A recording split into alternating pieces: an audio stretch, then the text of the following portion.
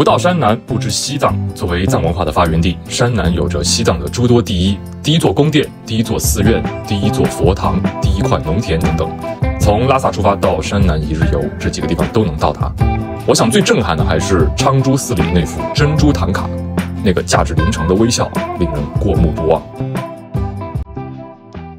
第一站桑耶寺，这是西藏的第一座寺院，由莲花生大师主持修建。据说寺院还没有建成的时候，时任赞普的赤松德赞急于想知道建成后的景象，于是莲花生大师就从手掌中变出了寺院的幻象。赤松德赞看后惊呼桑叶，也就是不可思议的意思，这就是桑耶寺名字的由来。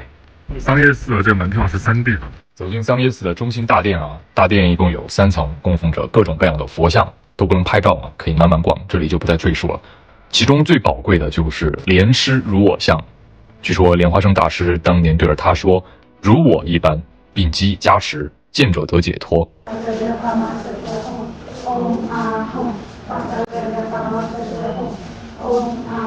爬到第3层，可以看到黑色、绿色、白色、红色的4大镇魔塔，每个塔上有8只眼睛，注视着一切妖邪，不让他们侵入桑耶寺。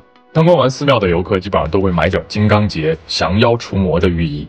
导游说还要拿一根绑在脖子上走出去，这个时候简直感觉自己百毒不侵。紧接着沿着雅鲁藏布江抵达山南市区后，前往雍布拉康。雍布拉康是西藏历史上第一座宫殿，文成公主和松赞干布夏天都会来这里，西藏的颐和园啊。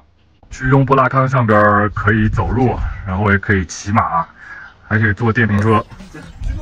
现在爬到顶部了，国家3A 级景区雍布拉康。1962年11月20日公布，10块钱买了一个经幡，准备挂到那个上边去，一会儿去给大家祈福。哇，这个角度的雍布拉康太漂亮了！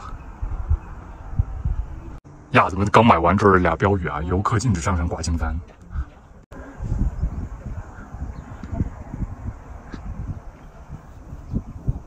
然后刚刚下去这个大哥说，那个标语是骗人的，这游客全部都上来挂。然后在刚刚一个当地的小妹妹的指导下，说挂经幡是有讲究的，这个蓝色的这边是要挂上边，然后黄色的是往下挂。我觉得雍布拉康这个选址极好啊，住在这个山顶上实在是非常威风。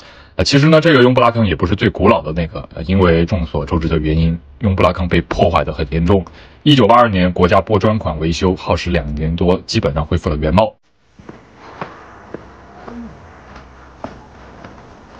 你可以绕着宫殿走一圈，那个上面风景绝佳，还能看到西藏的第一块农田，然后就可以走进殿堂，里边供奉着各种各样的佛像。5块钱一次的煨桑搞一搞，把柏树枝倒在桑炉中点燃，再把柏树枝蘸上清水，向燃起的烟火中挥洒3次。哎，我好像挥多了。好，现在下山了，下山的步道是原路返回啊，也可以坐电瓶车骑马，但是感觉没啥必要。吃完午饭呢，我们来到昌珠寺。为什么说昌珠寺是西藏的第一座佛堂，而不是寺庙？这里呢，就有一个藏传佛教的常识，只有佛法僧3宝俱全的才叫寺庙。而昌珠寺呢，最初有佛像有佛法，就是没有僧人。桑耶寺是3宝俱全，所以桑耶寺是第一座寺庙。昌珠寺里的佛像和壁画那是相当的精美啊，我们都是自觉没有拍照啊。镇寺之宝就是珍珠唐卡，用29000多颗珍珠镶嵌而成。你站在那儿就会发现啊，无论从哪个角度看，唐卡里的观音都在注视着你，向你微笑。